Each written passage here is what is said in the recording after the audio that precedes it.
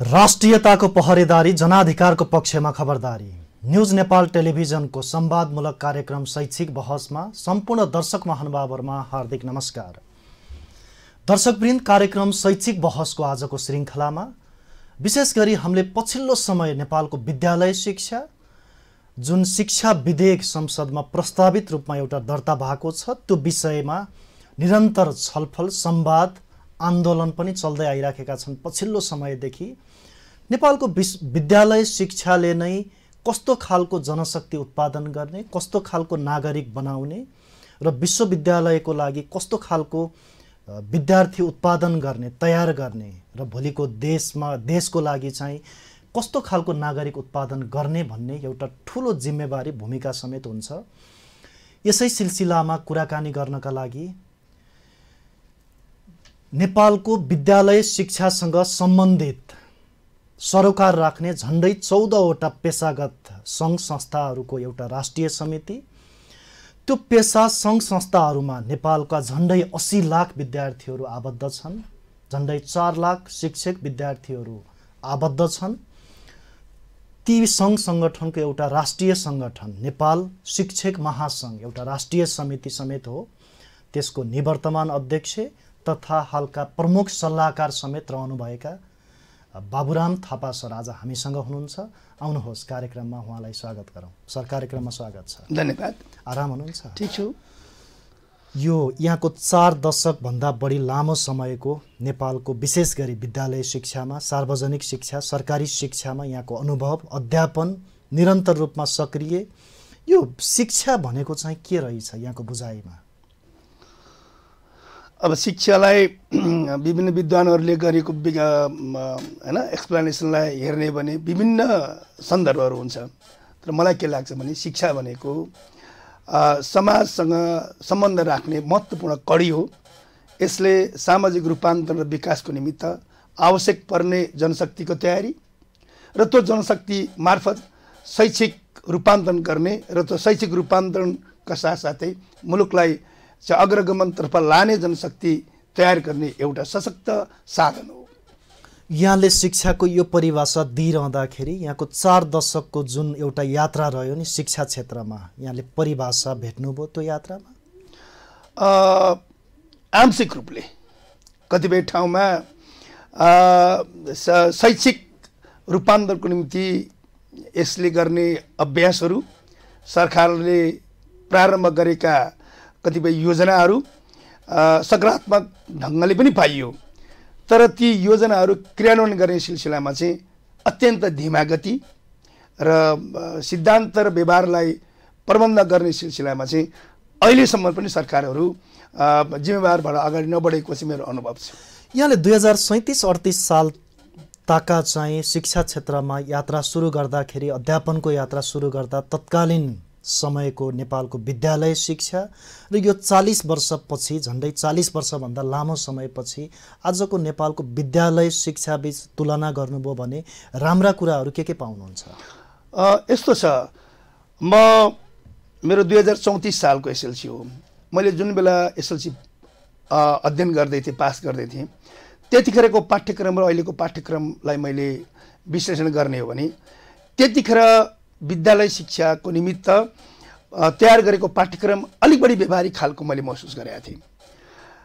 विद्यालय त्यतिखेर पनि अहिले पनि 2 प्रकृतिका विद्यालयहरू छन्, साधारण विद्यालय र प्राविधिक तथा व्यावसायिक विद्यालय। अहिले पनि त्यो छ। तर त्यतिखेरको साधारण विद्यालयमा व्यावसायिक विद्यालयलाई, व्यावसायिक शिक्षालाई चाहिँ हाई प्रायोरिटीमा राखिएको थियो। 200 पूर्णाङ्कको त व्यावसायिक शिक्षा नै हुन्थ्यो। अहिले साधारण विद्यालयमा व्यावसायिक शिक्षा छैन। त्यसैले त्यतिखेर कम्तीमा एसएलसी, त्यतिखेर एसएलसी भनिन्थ्यो, प्रवेशिका शिक्षा पास उत्तीर्ण गर्ने शिक्षार्थीहरू नै यदि त्योभन्दा अगाडि अध्ययन अध्यापन बढाउन नसक्ने स्थिति हुँदाखेरि पनि जीवन धान्ने खालको एसएलसीको पाठ्यक्रमले त्यो स्किल तयार गरेको थियो। जस्तो मेरै कुरा गर्नुहुन्छ भने मेरो काष्ठ कार्य त्यतिखेरको व्यवसाय शिक्षा हो। म अहिले पनि ठेकी कसरी बनाउनु पर्छ, विद्यालय शिक्षा अध्ययन गर्दा म साधारण विद्यालयबाट पास गरेको विद्यार्थी हुँ र त्यतिखेर मैले सिकेको व्यवसाय विषयको रूपमा काष्ठ कार्य थियो। मैले त्यतिखेर सिकेको त्यो काष्ठ कार्य अन्तर्गत मैले सिकेको कुरा मलाई व्यक्तिगत रूपले पनि तपाईँलाई कस्तो लाग्यो भनेर सोध्नु भएको मैले यो कुरा भने त्यतिखेर हलो कसरी बनाउने, मदानी कसरी बनाउने, ठेकी कसरी बनाउने भन्ने कुरा जुन मैले सिकेको थिएँ त्यसको धेर थोर अहिले पनि मको निरन्तरताको रूपमा मैले त्यो स्किल आर्जन गरेकै छु। तत्कालीन समयमा ठेकी बनाउने, हलो बनाउने कुरा त असाध्यै व्यवहारिक कुरा थियो, आवश्यकताको कुरा पनि थियो। हो, त्यसैले त्यतिखेर साधारण विद्यालयमा जुन प्रबन्ध गरेको पाठ्यक्रम थियो त्यो पाठ्यक्रम उपयोगी थियो र त्यो पाठ्यक्रममा तयार भएका विद्यार्थीहरू, त्यो पाठ्यक्रम अध्ययन गरेका विद्यार्थीहरू यदि उच्च शिक्षा अथवा विद्यालयबाट महाविद्यालय शिक्षामा जान नसके पनि धेरथोर जीवन धान्ने खालको पाठ्यक्रम थियो भने जनशक्ति थियो धेरथोर पढ्दाखेरि। हो, त्यतिखेर 900 पूर्णाङ्कको पाठ्यक्रम थियो। अब अहिले आएर 800 पूर्णाङ्क र अहिले चाहिँ यो प्राविधिक पाठ्यक्रम अहिले तपाईँले मलाई सोध्नु होला, त्यसमा नि म आउँला। अहिले 700 भनेको छ, त्यो पनि लागू हुन सकेको छैन। त्यसैले पहिलाको भन्दा मैले सकिहालेँ, पहिलाको र अहिलेको तुलनामा पाठ्यक्रम त्यतिखेर अलि बढी व्यवहारिक खालको। अब अहिले यतिखेर स्टिम एजुकेसनको कुरा गरिएको छ, त्यो जहाजै हो संसारभरि होइन। साइन्स, टेक्नोलोजी, इन्जिनियरिङ, आर्ट्स र म्याथमेटिक्स भनेर यो 5वटा कुरा स्टिम एजुकेसनको रूपमा विद्यालय तहदेखि लागू गरिन्छ। त्यसको नाममा जुन खालको प्राविधिक तथा व्यावसायिक शिक्षाहरूको प्रारम्भ र त्यसको थालनी गरिएको छ त्यसले साधारण विद्यालय जहाँ अधिक विद्यार्थीहरू पढ्छन्, झन्डै 50 लाख विद्यार्थीहरू त साधारण विद्यालयमा पढ्छन् होइन, त्यो साधारण विद्यालयको पाठ्यक्रम पनि पहिलाको जस्तै बनाउन सकेको भए विद्यार्थीहरू कम्तीमा विद्यालय तहको शिक्षाबाट पनि जीवन धान्ने खालको कुरा हुन सक्थ्यो। यो कुरालाई यो एङ्गलबाट हेर्ने भने चाहिँ पहिलाको पाठ्यक्रम र अहिलेको पाठ्यक्रममा केही फरक, पहिलाको अलि बढी व्यवहारिक खालको, अहिले चाहिँ स्टिम एजुकेसनलाई चाहिँ हेरिएको, तर त्यसअनुसारको बढीभन्दा बढी विद्यालय चाहिँ साधारण विद्यालय 29,000 विद्यालयहरू छन्, त्यसमध्ये झन्डै चाहिँ मलाई लाग्छ 23-24,000 विद्यालय छ, साधारण विद्यालय छ। त्यो त्यतिखेर गरी खान सक्ने, रोजीरोटीको लागि सहज बनाउने जुन व्यवहारिक शिक्षाको यहाँले कुरा गर्नुभयो, कुन बिन्दुमा आइसकेपछि त्यो शिक्षा पाठ्यक्रम नै परिवर्तन गरियो? त्यो पाठ्यक्रमलाई पहिलोचोटि 900 पूर्णाङ्कबाट तपाईँलाई 800 पूर्णाङ्कमा रूपान्तरण गर्ने सिलसिला चाहिँ 39-40 सालतिर आयो।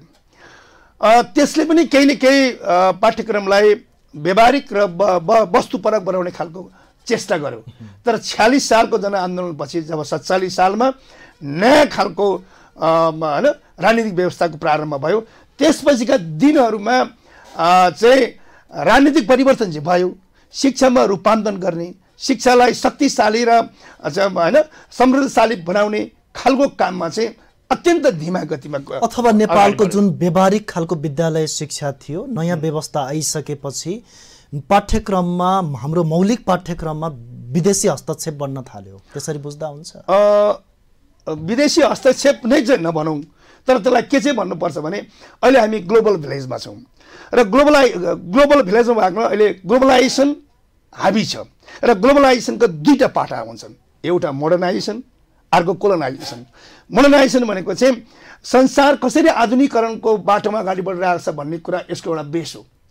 त्यसलाई पनि हामीले आत्मसात गर्नुपर्छ, त्योसँग हामी सामिप्यता राखेर अगाडि बढ्नुपर्छ भने। अर्को कोलोनाइजेसनको सिधा अर्थमा उपनिवेशीकरण भनेर एक देशले अर्का देशलाई हस्तक्षेप गर्ने मात्र होइन, हाम्रो वस्तुगत परिस्थितिलाई एजुकेसनको माध्यमबाट त्यसलाई चाहिँ अलिकति होइन धीमा गतिमा त्यसलाई लटपटाउने काम गर्ने खालको परिवेश चाहिँ अहिलेको ग्लोबलाइजेसनले गरेछ। मैले यो कुरा किन भन्दैछु भने हाम्रो कला, धर्म, संस्कृति र हाम्रो परम्परालाई चाहिँ यो ग्लोबलाइजेसनले कोलोनाइजेसनको माध्यमबाट ढाकछोप गराएको छ। जस्तो हाम्रो संस्कृति होइन, भनौँ न हाम्रा रीतिरिवाजहरू, आमाको मुख हेर्ने, बुवाको मुख हेर्ने लगायतका धेरै प्रचलनहरू अत्यन्त होइन धार्मिक प्रकृतिका, सामाजिक प्रकृति र अनुशासन योग्य तवरका छन्। तर अहिले भनौँ न फेब्रुअरी 14मा चाहिँ नयाँ ढङ्गले यो यो यो भ्यालेन्टाइन डे मनाइन्छ। त्यो राम्रो, भ्यालेन्टाइनको आफ्नो हिस्ट्री छ।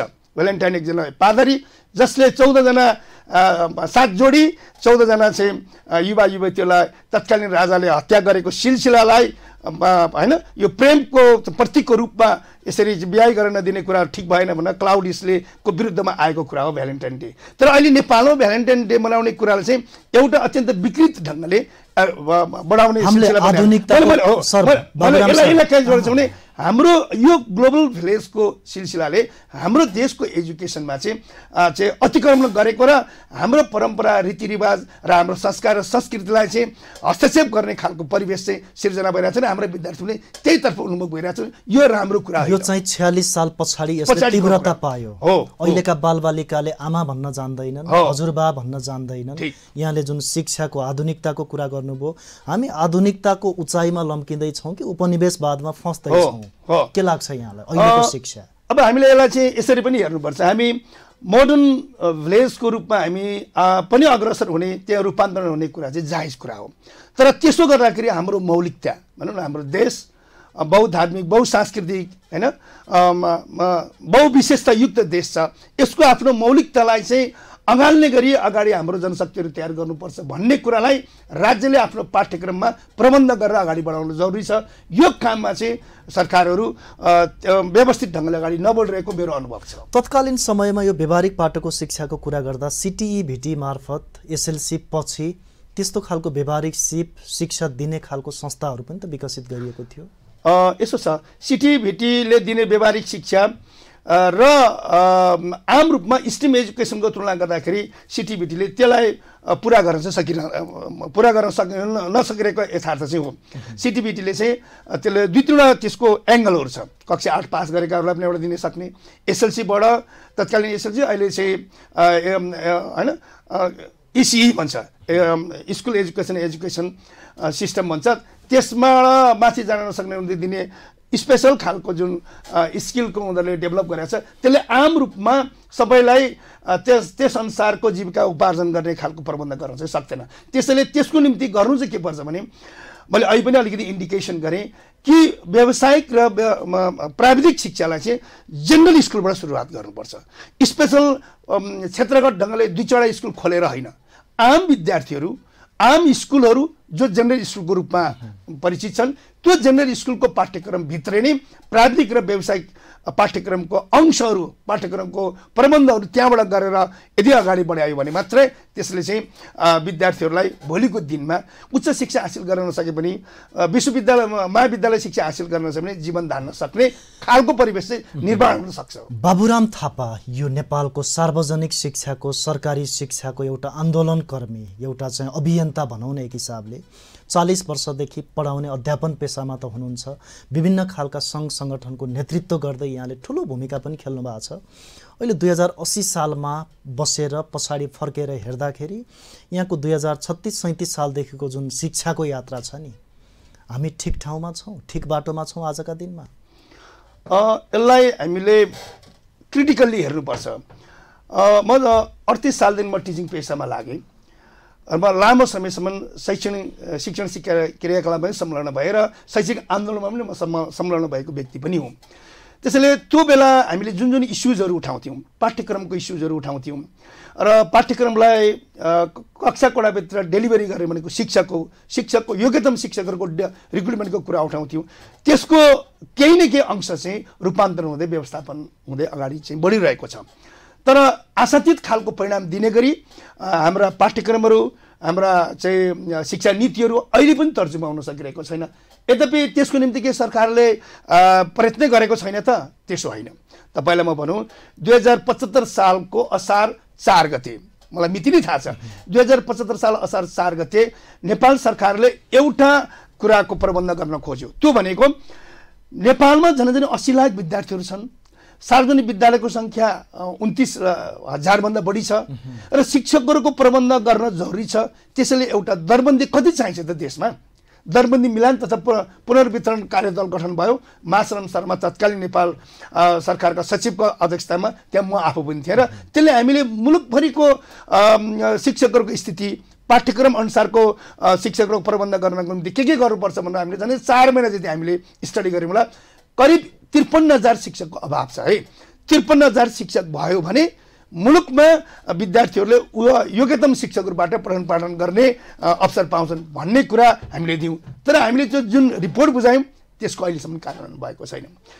त्यो सँगसँगै तत्कालीन बेलामा केपी शर्मा ओली प्रधानमन्त्री हुनुहुन्थ्यो, उहाँलाई पनि हामीले भेटेर भन्यौँ तपाईँ प्रधानमन्त्री भएको बेलामा प्रधानमन्त्री हुनुभन्दा अगाडि तपाईँहरू के भन्नुहुन्थ्यो भने हामी विद्यालय शिक्षा निःशुल्क र अनिवार्य गर्छौँ, शिक्षालाई व्यावहारिक बनाउँछौँ, संविधानमा लेखिएको छ भनेर भन्नुहुन्थ्यो।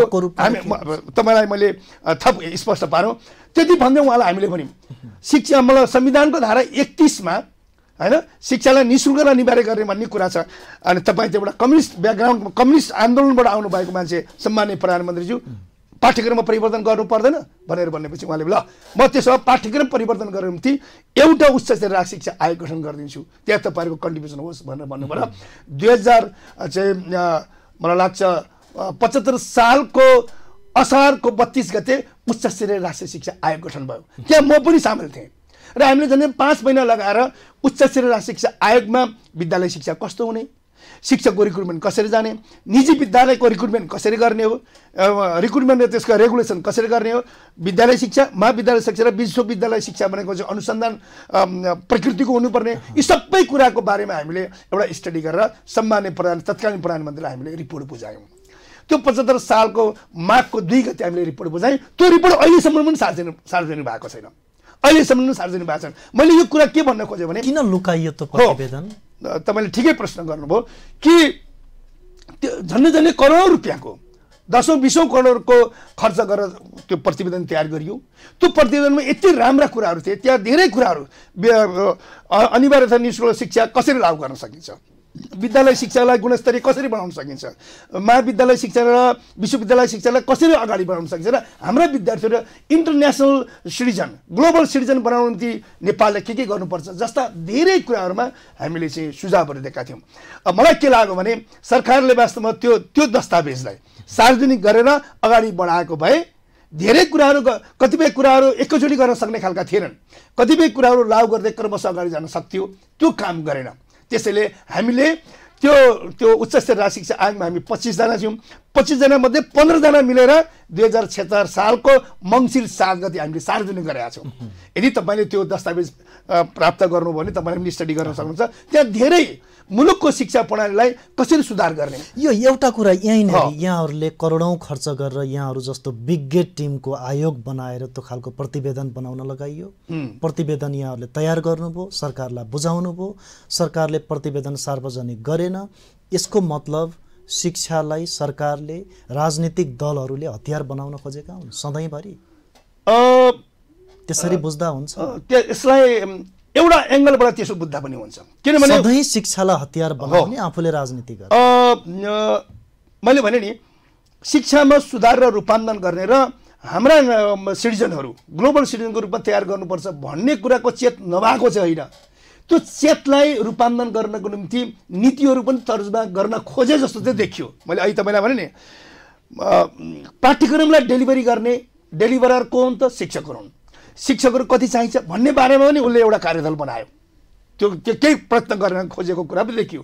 त्यो कार्यदलले 53,000 शिक्षकहरू चाहिन्छन् है भन्ने कुरा पनि रिपोर्ट दियो। रिपोर्ट चाहिँ दियो, त रिपोर्टलाई कार्यान्वयन गर्ने राज्यले आफ्नो कर्तव्य अथवा तत्परता देखाएन। त्यो उच्च स्तरीय शिक्षा आयोग यो मात्र होइन, योभन्दा अगाडि पनि उच्च स्तरीय शिक्षा आयोगहरू बनाए हुन्। ती आयोगहरू प्रत्येक सरकार, मैले फेरि सुन्दैछु गएको जेठको 15 गते बजेट आउँदाखेरि अब फेरि एउटा उच्च स्तरीय राष्ट्रिय शिक्षा आयोग बन्ने भन्ने कुरा आछ। आयोग बनिरहनुको कुनै अर्थै छैन। सबभन्दा पहिला आयोग त 2009 सालमा बनेको थियो, रुद्रराज पाण्डेको बेलामा बनेको जुन आयोगको रिपोर्ट छ त्यही रिपोर्टलाई त्यही बेलादेखि हामीले कार्यान्वयन गरेको भए अहिले आयोग बनिरहनु जरुरी नै थिएन। त्यसैले हरेक सरकारले शिक्षामा सुधार गर्नुपर्छ भन्ने खालको कुरा चाहिँ आयोग मार्फत देखाउने, तर आयोगले दिएको रिपोर्ट चाहिँ कार्यान्वयन नगर्ने भनेको अर्थ के हो त भन्दाखेरि शिक्षालाई एउटा चाहिँ पोलिटिक्स गर्ने एउटा साधनको रूपमा सरकारहरूले प्रयोग गरेको कि प्रयोग गरिरहेका छन् भन्ने कुरा कसैले भन्छ भने त्यसमा केही सत्यता भएको महसुस पनि गर्न सकिन्छ। बाबुराम थापा, तपाईँ अहिले जुनसुकै भूमिकामा विचार सिद्धान्त जे भए पनि अहिलेको भूमिकालाई एकतर्फ राखौँ, एउटा नेपाली नागरिक हो, देशप्रति माया भएको नागरिक, आफ्नो सिङ्गो जीवन नेपालको विद्यालय शिक्षामा समर्पण गर्नुभयो। आजका दिनसम्म आउँदाखेरि कहिलेकाहीँ चौतारामा बसेर सोच्दाखेरि म शिक्षा प्रेमी मान्छे, शिक्षामा लागेको मान्छे, एउटा मन्दिरको नेतृत्व गरेको मान्छे, यी राजनीतिक दलहरूले मलाई प्रयोग गरे, हामी जस्ता सयौँ लाखौँ शिक्षकहरूलाई प्रयोग गरे, उनीहरूले आफ्नो राजनीतिक स्वार्थ पुरा गरे, तर नेपालको शिक्षा यसलाई राम्रो बनाउनुपर्छ, गुणस्तरीय बनाउनुपर्छ भनेर लागेनन् भन्ने कुरा त कहिले आउँछ यहाँलाई? त सोच्नुहुन्छ, सम्झिनुहुन्छ? मलाई कस्तो लाग्छ भने अब सम्पूर्ण नीतिहरूको मूल नीति चाहिँ राजनीति नै हो। मान्छेलाई त्यो चित्त बुझोस् या नबुझोस्, राजनीतिले नै सबै कुरालाई गभर्न गर्छ हैन। अहिले मुलुकमा सङ्घीय लोकतान्त्रिक गणतन्त्र स्थापना भएको छ। यो स्थापना गरेरमा धेरैको कुर्बानी, ज्यानको कुर्बानी, जेलनेलका बावजुद यो सङ्घीय लोकतान्त्रिक गणतन्त्र स्थापना भएको छ। यद्यपि यसमा पनि केही टिप्पणीहरू छन्। त्यो टिप्पणी चाहिँ सरकार सञ्चालन गर्नेहरूले ठिक ढङ्गले सरकार सञ्चालन नगर्नका कारणबाट यस्तो भएको भन्ने कुरा भन्न सकिन्छ। अहिले पनि भन्न 46 सालभन्दा यता आउँदाखेरि आजको यो सरकार हेर्नु, यो 29औं सरकार हो। यो 29औं सरकार गठन भएको पनि आज 11 महिना 1 दिन भयो। यो 11 महिना 1 दिनको बेलामा यो 29औं सरकार 11 चोटि चाहिँ पुनर्गठन भइसकेको छ। मलाई के लाग्छ भने राजनीतिक रूपान्तरण साथसाथै शैक्षिक रूपान्तरण गर्ने सिलसिलामा जे जति हुनुपर्ने सङ्ख्यात्मक रूपमा केही परिवर्तन चाहिँ भएको छ। विद्यालयको सङ्ख्या बढ्यो होला, विद्यार्थीहरू अलि बढीभन्दा बढी शिक्षित हुँदै गयो होला, साक्षरता दर चाहिँ बढ्दै गयो होला हैन। यी कुराहरू चाहिँ हैन सङ्ख्यात्मक रूपले छ। तर गुणात्मक रूपले हामीले अपेक्षा गरेको चाहिँ शिक्षालाई जीवनसँग जोड्ने, शिक्षालाई चाहिँ एउटा रूपान्तरण, जीवन रूपान्तरणसँग, समाज रूपान्तरणसँग, विकाससँग र शिक्षा चाहिँ ग्लोबल शिक्षाको रूपमा हाम्रो शिक्षा प्रणाली पनि होस् भन्ने जुन अपेक्षा थियो, आम अपेक्षा, र ती अपेक्षाहरू चाहिँ बेला बखतमा प्रकट हुन्छन्। प्रकट हुने चाहिँ थलो भनेको चाहिँ इलेक्सन हुन्।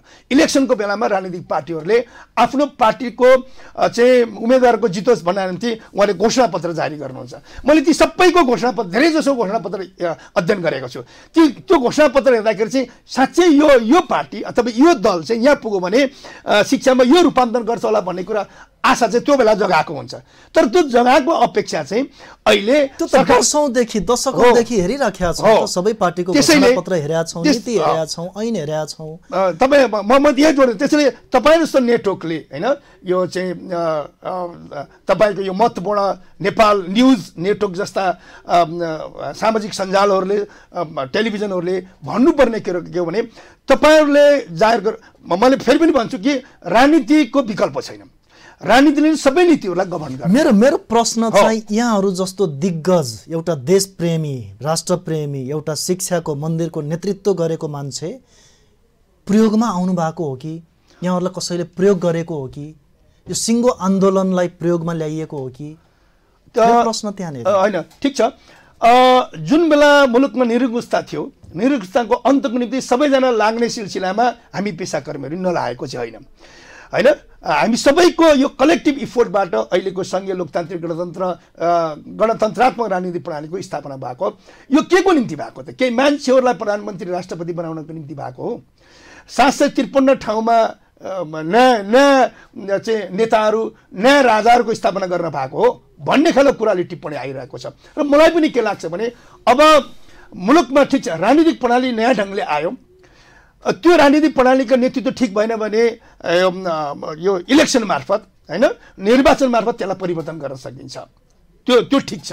तर आम रूपमा शैक्षिक सुधार, शैक्षिक प्रणाली ठिक भयो भने धेरै कुरा रूपान्तरण गर्न सक्ने छ। यो धेरै इक्जाम्पल छन्। जस्तो भनौँ न, जर्मनी प्रथम विश्वयुद्ध र दोस्रो विश्वयुद्ध दुईटैमा तहस नहस भएको, दुईटैमा पराजित भएको जर्मन हो।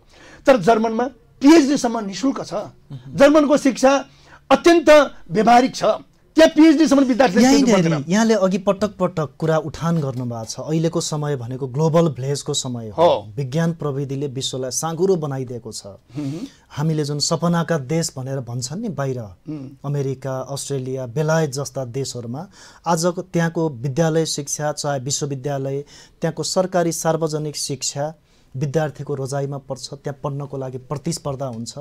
यहाँले यत्रो राजनीतिक परिवर्तनको अहिलेको व्यवस्थाको कुरा गरिरहँदाखेरि, यो आन्दोलनको कुरा गरिरहँदाखेरि 2080 सालमा आजको समयमा, यो ग्लोबलाइजेसनको समयमा नेपालको सार्वजनिक शिक्षा किन यति वितृष्णाको केन्द्र बन्यो? किन अभिभावकले आफ्ना सन्तानलाई नेपालको सरकारी शिक्षामा पढाउन खोज्दैनन्? त्यो त यहाँले स्वीकार गर्नुहुन्छ नि। स्वाभाविक छ। मैले अहिले तपाईँलाई भन्दै थिएँ कि शिक्षा, अहिले एउटा कुरा तपाईँले भन्नुभयो, सपना निदाउँदा जे देखिन्छ त्यो सपना होइन। जसले निजाउन दिँदैन त्यो चाहिँ सपना हो। त्यो बनाइदिएको छ, भनिदिएको छ, आम युवाहरूमा एउटा मनोविज्ञान नै विकसित भएको छ। मैले भन्दै थिएँ नि, अहिले सपना के को देख्नु पर्दो भने यो सुत्ता देखिने सपना देखेर हुँदैन। अहिले हामीले देख्ने सपना अर्थात् सरकारले देख्ने सपना, नागरिकले देख्ने सपना भनेको चाहिँ हामीलाई के कुराको रूपान्तरण गर्नु छ त्यो देख्ने हो। जस्तो विद्यालयको भौतिक अवस्था कस्तो छ, त्यसलाई कसरी सुधार गर्न सक्ने त्यो सपना देख्नुपर्ने हो। शिक्षकहरू अहिले पनि योग्यतम शिक्षकहरू कसरी रिक्रुटमेन्ट गर्ने हो त्यो सपना देख्नुपर्ने हो। विद्यार्थीहरू यो कोरा किताब पढेर मात्रै हुँदैन, उनीहरूमा बहुआयामिक क्षमताहरू छन्। त्यो बहुआयामिक क्षमताको निम्ति अतिरिक्त क्रियाकलापहरू, सक्रियाकलाप कसरी सञ्चालन गर्ने हो त्यो सपना देख्नुपर्ने हो। र हाम्रो नेताहरू अथवा तिनै तहका सरकारहरूले भन्दाखेरि के भन्नुहुन्छ भने आफ्नो योजना तर्जुमा गर्दाखेरि शिक्षालाई गुणस्तरीय बनाउनुपर्छ, प्रतिस्पर्धी बनाउनुपर्छ भनिरहेको कुरालाई के कुराले त्यो प्रतिस्पर्धा गर्न सकिन्छ भन्ने सपना देखेर योजना बनाउनु पर्ने हो। त्यो योजनालाई कार्यान्वयन गर्नु पर्यो। यो कुराको चाहिँ तिनै तहको सरकारमा ल्याकिङ छ। मैले महसुस गरेको कुरा चाहिँ त्यो हो। कमजोर छ सरकार, कमजोर देखियो। जवाबदेही फेरि उत्तरदायित्व सरकारप्रति छैन। एउटा कुरा सुन्दा तितो लाग्छ सरले, वास्तविक कुरा यहाँले भोगेको अनुभव बताइदिनुहोस्। हाम्रा दर्शकले त्यो कुरा सुन्न पनि चाहनुहुन्छ। नेपालको विद्यालय शिक्षा अथवा विश्वविद्यालय शिक्षा नै अहिले आम एउटा शिक्षक अथवा प्राध्यापक, सबै त नभनौँ, कोही त्यसबाट अछुतो पनि हुनुहोला, नेपालको शिक्षालाई यो अवस्थासम्म जुन एउटा वितृष्णा अथवा गुणस्तरहीन बाहिरबाट जे जस्ता आरोप लगाउँछन् नि, शिक्षकहरू कुनै राजनीतिक पार्टीको झोले बने, प्राध्यापकहरू कुनै राजनीतिक पार्टीको झोले बने, त्यसकारण विद्यालय विश्वविद्यालय तहस नहस भयो भनेर भन्छन्। सत्यता छ त्यसमा? आंशिक छ, सत्यता छ। के आंशिक सत्यता? आंशिक भनेको पनि सत्यता छ, केही छ। शिक्षक प्राध्यापक झोले बनेर बिग्रिएको हो त्यसो मात्रै चाहिँ म भन्दिनँ। तर त्यसैले नेपाल शिक्षक महासङ्घ के भन्छ भने यो कुनै राजनीतिक पार्टीको भातृ सङ्गठन, पेसागत सङ्गठन होइन। त्यसैले नेपाल शिक्षक महासङ्घ चाहिँ साझा र स्वतन्त्र प्रकृतिको संस्था हो। यद्यपि यसका एफिलिएट्सहरू कोही काङ्ग्रेससँग नजिक, कोही लेफ्टिस्टहरूसँग नजिक होलान् होइन, तर नेपाल शिक्षक महासङ्घ नेपाल शिक्षा ऐनले चिन्छ। शिक्षा ऐनले चिनेको हुनाले यो नेपाल शिक्षक महासङ्घसँग आबद्ध हुनु निम्ति कुनै राजनीतिक पार्टीको संस्था भइरहनु पर्दैन होइन, त्योसँग आबद्ध संस्थाहरू भइरहनु पर्दैन। त्यसैले नेपाल शिक्षक महासङ्घ चाहिँ सरकारले चिनेको नेपालको एक किसिमले संविधानले पनि चिन्छ, शिक्षा ऐनले चिन्छ। त्यसैले नेपाल शिक्षक महासङ्घको म एउटा निवर्तमान अध्यक्ष र वर्तमान प्रमुख सल्लाहकारको हैसियतले के भन्छु भने शिक्षकहरू राजनीतिक आस्था उहाँहरूको हुनसक्छ, तर शिक्षण सिकाइ क्रियाकलापमा विद्यार्थीहरूलाई एउटा असल ढङ्गले तयार गर्ने सिलसिलामा राजनीतिक आस्थाको आधारबाट त्यसो गरिने हुँदैन, गरेको पनि छैन। तपाईँ कहिलेकाहीँ भनिन्छ नि लयरहरू राजनीतिक आस्थाको आधारबाट तलमाथि काम गर्लान्, पत्रकारहरू गर्लान्, तर शिक्षकहरू कक्षा कोठातिर पाठ्यक्रमलाई डेलिभरी गर्दाखेरि यो चाहिँ काङ्ग्रेसको विद्यार्थी हो यसलाई यसरी पढाऊ, यो चाहिँ लेफ्टिस्टको विद्यार्थी हो यसरी पढाऊ भन्दैन नि। कक्षा कोठाभित्र शिक्षकहरूले चाहिँ इम्पार्सली स्वतन्त्र शिक्षक भनेको त एउटा समाजको ऐना पनि हो। त्यसैले अभिभावकले अथवा अनपढ व्यक्तिहरूले समेत एकजना शिक्षकलाई यति धेरै विश्वास गर्छ कि त्यो विश्वास, त्यो भरोसा अरू व्यक्तिसँग गर्नै सक्दैनन् आम व्यक्तिहरूले। शिक्षकले त समाज रूपान्तरण गर्न सक्छ, देश बनाउन सक्छ। ठिक छ, मैले तपाईँको कुरालाई आधार बनाएर के कुरा स्पष्ट पारेको छु भने शिक्षक जुनसुकै आस्थाको पनि हुनसक्छ, तर उसले कक्षा कोठाभित्र पाठ्यक्रमलाई पाठ्यपुस्तक मार्फत डेलिभरी गर्दाखेरि उसको त्यो राजनीतिक आस्था त्यहाँ देखाउँदैन। तर शिक्षक पेसाबाहेक अन्य पेसामा लाग्नेहरू, चाहे त्यो शिक्षण न्याय सेवामा लागोस्, चाहे त्यो संसार सेवामा लागोस्, उहाँहरूले चाहिँ भने बढी चाहिँ राजनीतिक आस्थाको आधारबाट त्यस्तो गरेको पाइन्छ। यति भन्दै पनि म के भन्न चाहन्छु भने शिक्षकहरू वास्तवमा विद्यार्थीहरू भनेको भविष्यका आशाहरू हुन् होइन। त्यो भविष्यका आशाहरूको चाहिँ मा भएको उहाँहरूको ट्यालेन्टहरू, उहाँको चाहिँ होइन बहुआयामिक क्षमताहरूलाई बाहिर ल्याउने कुरामा अत्यन्तै इमान्दार भएर पठन पाठन गर्नुपर्छ। त्यसैले हामी भन्छौँ शिक्षकहरूको नियुक्ति गर्दा पनि झोले शिक्षकको नियुक्ति गर्नुहुन्न है, गोजीबाट व्यवस्थापन समितिले शिक्षक नियुक्ति गर्नुहुन्न, प्रतिस्पर्धाको माध्यमबाट शिक्षकको रिक्रुटमेन्ट गर्नुपर्छ र रिक्रुटमेन्ट गरेको नियुक्ति गरेको शिक्षकलाई तालिमबाट अपडेट गराउनुपर्छ र यदि तालिमबाट अपडेट गर्दा पनि सक्दैन भने उसलाई रिटायर गराउनुपर्छ भन्ने नेपाल शिक्षक महासङ्घको चाहिँ अवधारणा हो, उसको नीति हो। त्यसैले नेपाल शिक्षक महासङ्घ पाठ्यक्रम मुलुकको चाहिँ परिस्थितिजन्य ढङ्गले तयार गर्नु पर्यो। यद्यपि 2076 सालको भदौ 20 गते पाठ्यक्रमको प्रारूप तयार गरेको छ। त्यो पाठ्यक्रमको प्रारूप अहिलेसम्म पनि लागू हुन सकेको छैन। त्यो पाठ्यक्रमको प्रारूप तयार गर्दा म आफू पनि संलग्न थिएँ।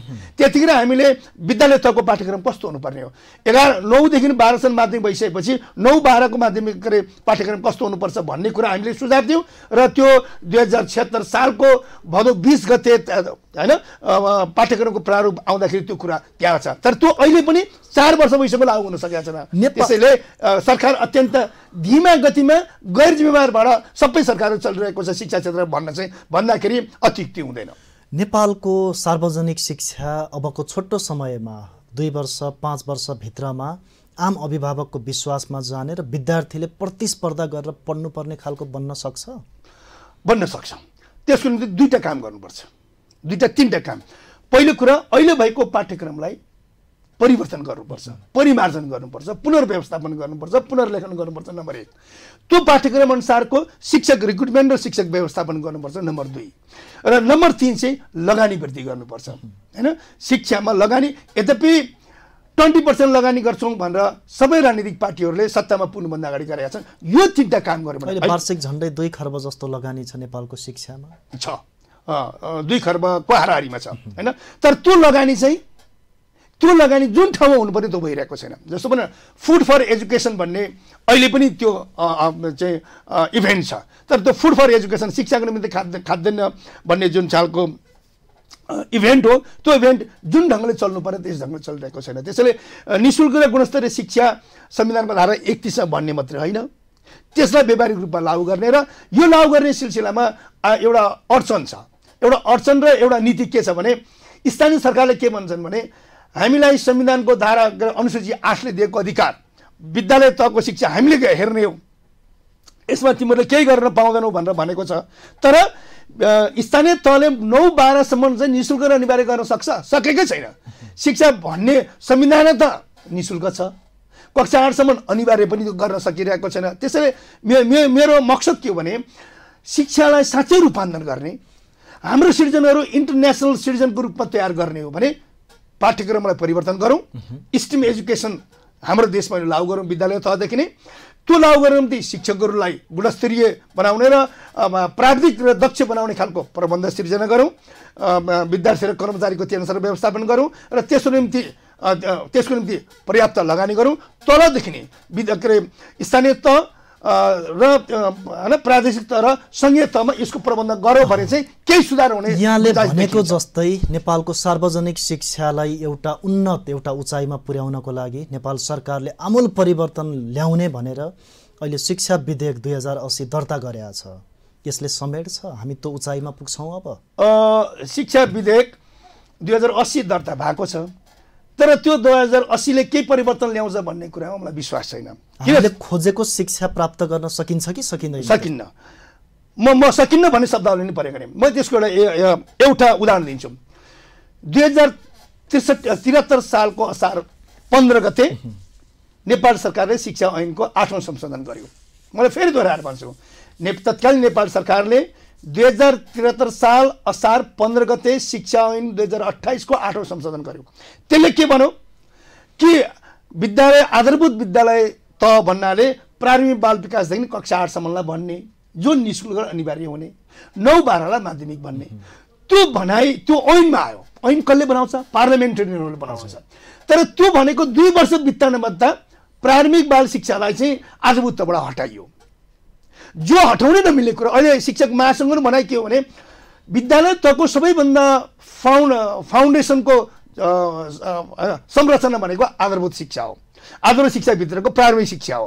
प्रारम्भिक बाल शिक्षालाई प्रारम्भिक तलैदेखि लागू गर्नुपर्छ, त्यसलाई आधारभूत तहको विद्यालयको तहभित्र राख्नुपर्छ भन्ने कुरा हामीले भन्यौँ र सरकारले पनि त्यो ल्यायो, त्यतिखेर ल्यायो, अहिले हटायो। त्यसैले यसमा कतिपय संरचनागत कुराहरूको चाहिँ प्रबन्ध गर्छ भन्ने कुरा मलाई विश्वास छैन। सरकार गाउँ गाउँमा सिंहदरबारको कुरा गर्छ। अहिले 753वटा स्थानीय निकायहरू छन्। लाखौँको सङ्ख्यामा नेपालमा सरकारी शिक्षकहरू छन्, विभिन्न सेवा सुविधा लिएका शिक्षकहरू छन्। ती शिक्षकहरूको सरुवा बढुवा कुनै कमजोरी उसका सजाय दिनु पर्यो भने बर्खास्त गर्ने कुरा अहिलेको शिक्षा विधेयकमा त सबै स्थानीय तहलाई दिने भनेर भनेको छ, कुनै पनि राजनीतिक दलको सदस्यता लिन नपाउने भनेर भनेको छ।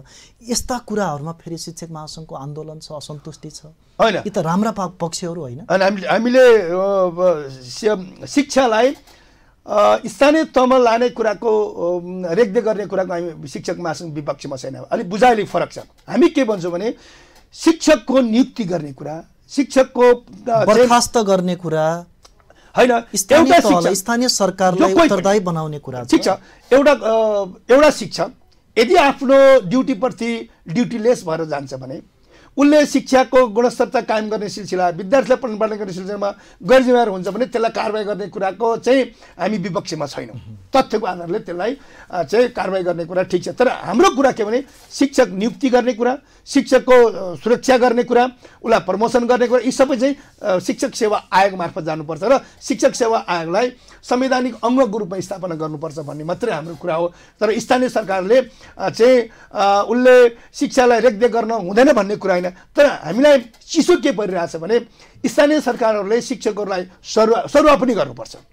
किनभने कुनै ठाउँमा शिक्षकहरूको सङ्ख्या बढी हुने, आवश्यक ठाउँमा शिक्षकलाई चाहिँ मिलान गर्ने कुरा जायज कुरा हो। तर त्यो मिलान गर्दाखेरि चाहिँ राजनीतिक आस्थाको आधारबाट गरेको पर्याप्त हामीसँग इक्जाम्पलहरू आए। त्यसैले नगरौँ, एउटा क्राइटेरियाको आधारबाट गरियोस् र त्यो संरचनामा नेपाल शिक्षक महासङ्घको पनि प्रतिनिधि राखियोस्।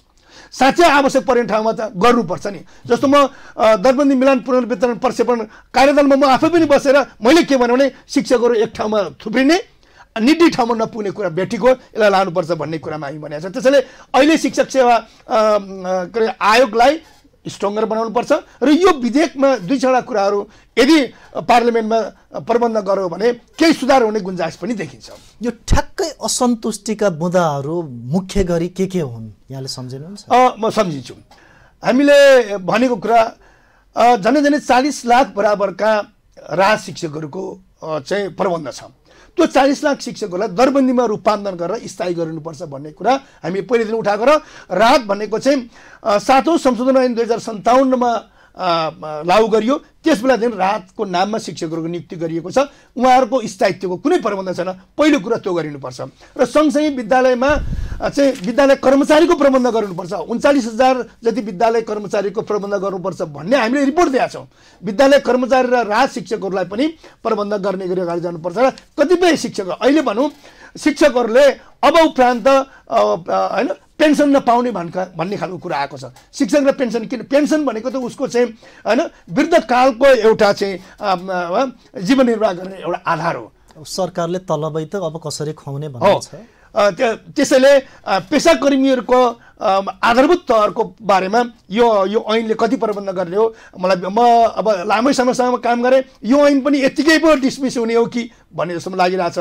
त्यसैले हामीले पार्लियामेन्टरीहरूसँग पनि लबिङ गरिरहेका छौँ। अस्तिको दिन सम्मान्य सभामुखलाई पनि भेटेर हामीले यो ऐनमा यी कुराहरू छन्, यी कुराहरू ल्याकिङ छन्, यसलाई सुधार गरेर तपाईँलाई लानुहोस् भनेर हिजो मात्रै पनि सम्मान्य सभामुखसँग हामीले महासङ्घको तर्फबाट भेटघाट गरेका छौँ। त्यसैले लबिङ र एडभोकेसीको काममा गरेका छौँ। यस कामको निम्ति चाहिँ यो तपाईँको महत्त्वपूर्ण यो टेलिभिजनले पनि होइन राजनीतिक पार्टीहरूले आफ्ना घोषणापत्रमा भनेका कुरा र संविधानमा उल्लेख गरेका कुरा, यी सबै कुरालाई तिमीहरूले भन्ने लागू किन नगर्ने भन्दा तपाईँको जस्तो यो महत्त्वपूर्ण टेलिभिजन मार्फत पनि लबिङ एडभोकेसी र प्रेसराइजेसन गर्ने काम गर्यो भने यो चाहिँ हाम्रो निम्ति त शिक्षाको निम्ति सही चाहिँ नीति निर्माण गर्ने सिलसिलामा उपयोगी हुन्छ भन्ने। हामीले शिक्षकलाई समाजको ऐना, पथ प्रदर्शन, एउटा शिक्षा प्रदान गर्ने मन्दिरको नेतृत्वदायी भूमिकामा बस्ने व्यक्ति भन्यौँ। यहाँहरू जस्तो अभियन्ताहरू नेतृत्वदायी भूमिकामा हुनुहुन्छ, विभिन्न आन्दोलनमा सहभागी हुनुहुन्छ।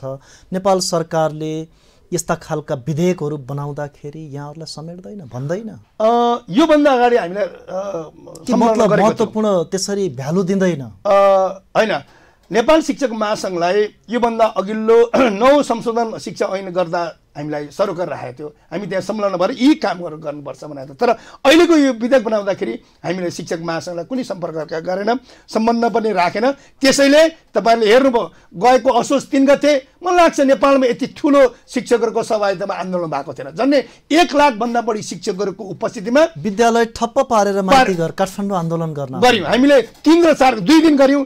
त्यो हाम्रो आन्दोलनबाट सरकार चाहिँ भयभीत भएर हामीले वार्तामा बोलायो र हामी पनि के चाहन्छौँ भने हामी सदा सर्वदा विद्यालयमा पठन ठप्प गर्ने लाइनमा थिएनौँ। तर हामीसँग सरकार भएका, हामीसँग सम्झौता भएका कुराहरू लागू नगरिसकेपछि हामीले 1 दिनको निम्ति भनेका थियौँ। त्यो झन्डै हप्तौँ दिनसम्म जाने खालको थियो। तर शिक्षक महासङ्घले जिम्मेवार पूर्ण ढङ्गले हामीले हाम्रो आन्दोलन सञ्चालन गर्यो र असोजको 3 र 4 गते 2 दिन मात्रै हामीले आन्दोलन गर्दा नगर्दा सबै राजनीतिक पार्टीहरूको ध्यान गएर अस्ति 7 गते पनि फ्याट्टफुट्ट काहीँ आन्दोलनहरू भए।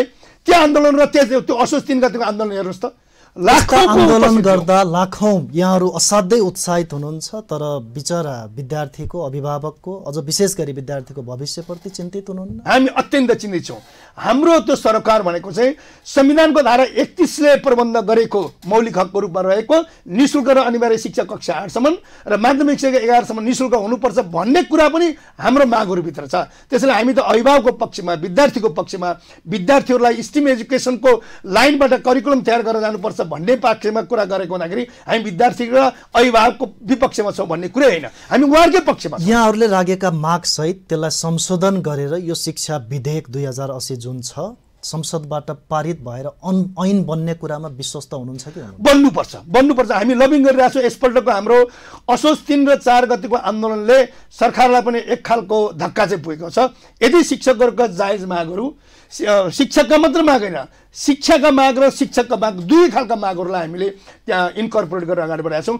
सम्भवतः यसपल्ट चाहिँ अहिलेको सरकार र प्रतिपक्ष, सत्तापक्ष सबै र शिक्षासँग सरकार राख्ने सबैको ध्यान गएको हुनाले यो ऐन हामीले अपेक्षा गरे अनुसार त आउला नआउला, तर धेरै कुरा चाहिँ सुधार गरेर आउँछ भन्ने कुरा। विद्यालय शिक्षालाई थप परिष्कृत बनाउनको लागि यहाँहरूले जुन माग गर्नु भएको छ नि, सबै माग पुरा नभए पनि यो विधेयक ऐन बनेर आउनुपर्छ।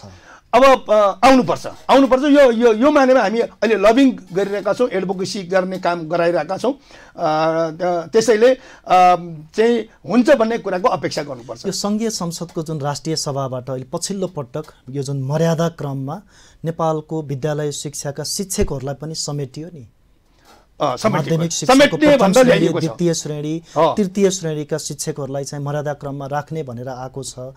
यो त एउटा उत्साहित कुरा पनि होला। यो पहिले गरिनुपर्छ।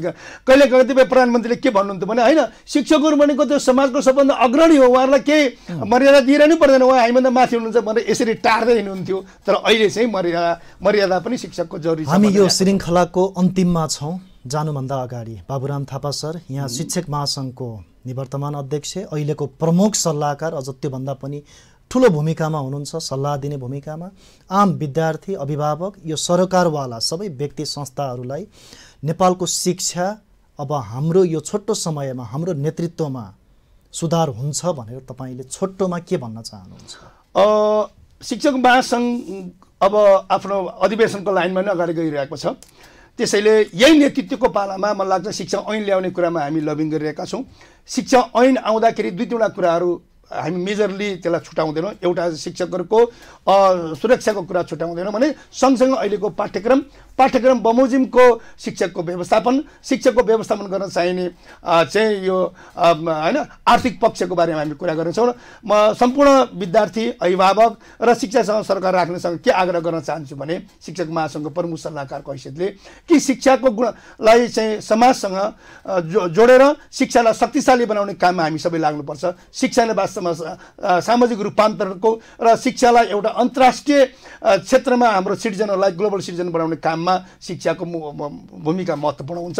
यो काममा हामी सबै लागौँ र शिक्षक महासङ्घ यी सबै अपेक्षाहरूलाई पुरा गर्ने ठाउँमा पठन पाठनलाई प्रभावकारी ढङ्गले अगाडि बढाउने गरी अगाडि बढ्ने कुरामा म विश्वास पनि दिलाउँछु। सरको यो महत्त्वपूर्ण समय र संवादका लागि धेरै धेरै धन्यवाद। मलाई पनि अवसर दिनुभयो। दर्शकवृन्द, कार्यक्रम शैक्षिक बहसको आजको यो श्रृङ्खलाको निर्धारित समय सकिसकेको छ। आगामी श्रृङ्खलामा नयाँ विषयवस्तुमा नयाँ अतिथिको साथमा हामी फेरि भेट्नेछौँ।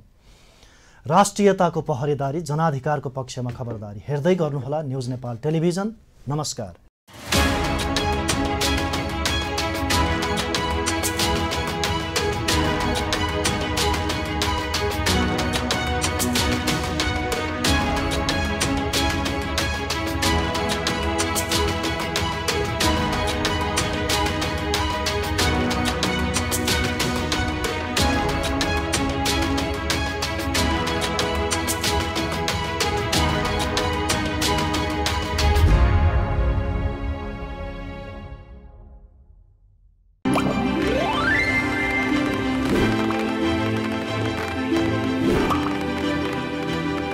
नमस्कार।